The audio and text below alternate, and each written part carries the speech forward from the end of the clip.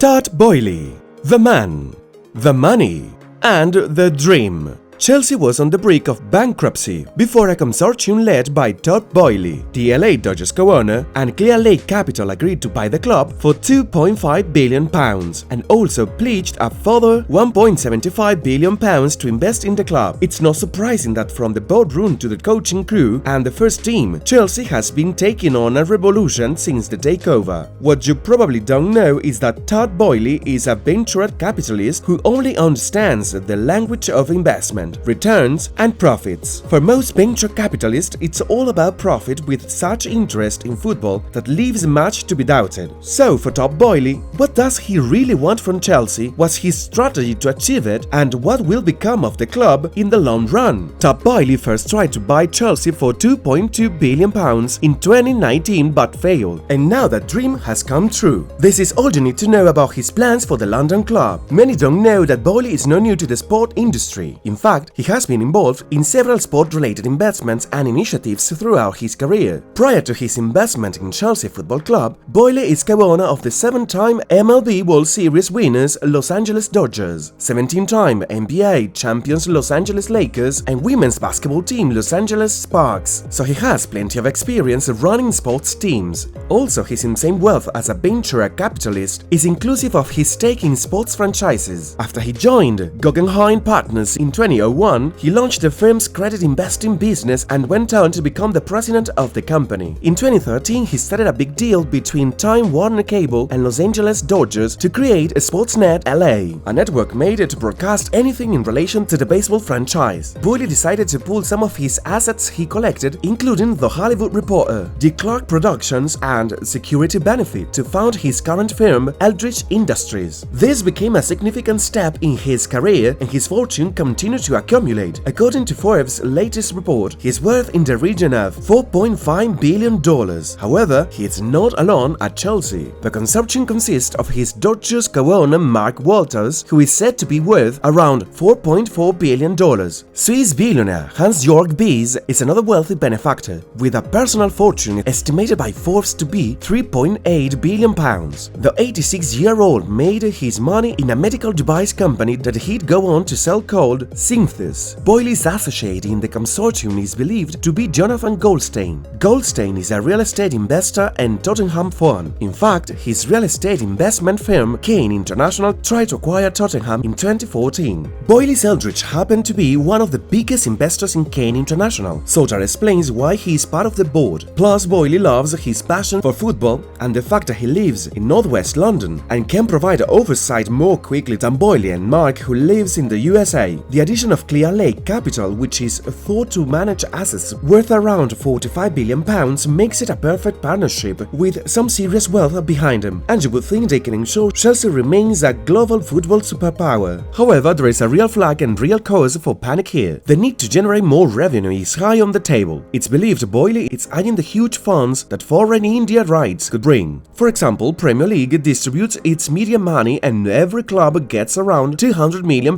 from the media contract. He also believes there is still an enormous market in the USA that Chelsea has not made the most of yet. Hence, you could see them treat footballers as just another asset in the club, or more forward to investing in aspects that would help and acquire quick returns on investment. A typical example of this is the fact that improving the stadium is regarded as another way to make money. Although rebuilding the ground is one of the conditions of the sale, and Boehly is excited to see how this can further enrich his consortium. A clue as to what he might want to do with the Stamford Bridge came in 2019 interview with Bloomberg. He said, "You know the new stadiums that they are building? I think they are starting to take some American approaches to building stadiums, and they're making them environments. They were very utilitarian historically, but now they are starting to think about them as lifestyles. And if you look at what Americans were very good, it's been building a lifestyle within stadiums. Originally, the stadiums were a place where you could go and you would live and you would watch an event. Now they're starting to think about how do we entertain you and how do we keep you on, and that obviously works on lots of levels. That drives the experience, it drives the economics, and it also takes away from the congestion of arrival and departure.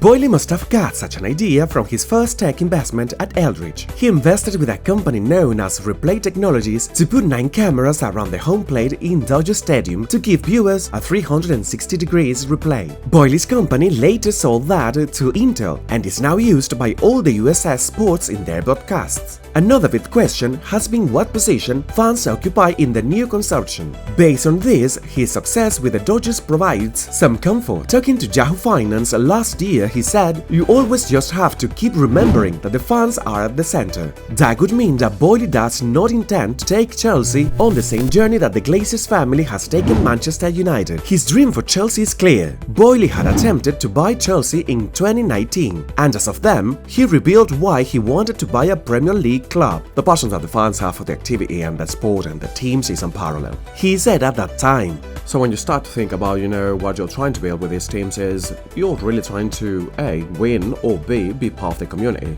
And the opportunity we had with the Dodgers, it was really a partnership with Los Angeles. How are we gonna win? How are we gonna drive championships? And how are we going to build passion? If you look at what the Premier League offers, it's all about those things. It's the highest quality play, and it's the best players.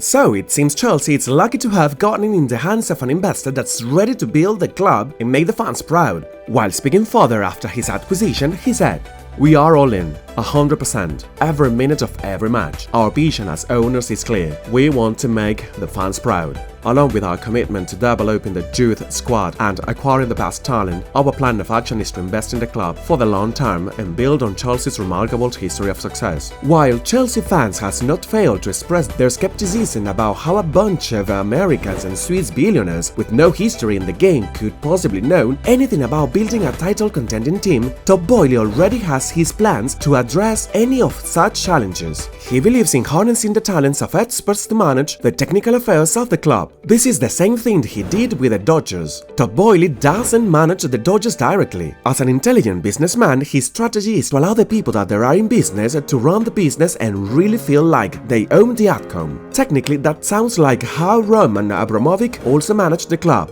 The only difference is that Todd Boehly wants to take it a step forward by building a multi-club model. For example, Red Bull owns RB Leipzig and Salzburg, both of which are playing in the Champions League. Another example is Manchester City with a very big network of clubs. These teams have found a way to make the multi-club model work, and Boehly believes that this approach will solve the problem of Chelsea, especially with the youth team. Obviously, Chelsea has one of the best football academies in the world. The academy has produced the likes of Mohamed Salah, De Bruyne, Mason Mount, and Reece James. The idea is that Chelsea keeps on having quality players from the academy rather than sending them on loan to other clubs and putting their development in the hands of strange hands. Todd Boehly wants to buy another club in a competitive league in Europe. This will allow the youth stars to get more game time and then bring them back to England when they are more mature to compete in the Premier League. This will provide both an immediate and lasting solution to maximize the huge potential of the club. For Todd Boehly, footballers are assets and must not be wasted. You can already see that in the way he has conducted transfers business for Chelsea since his takeover.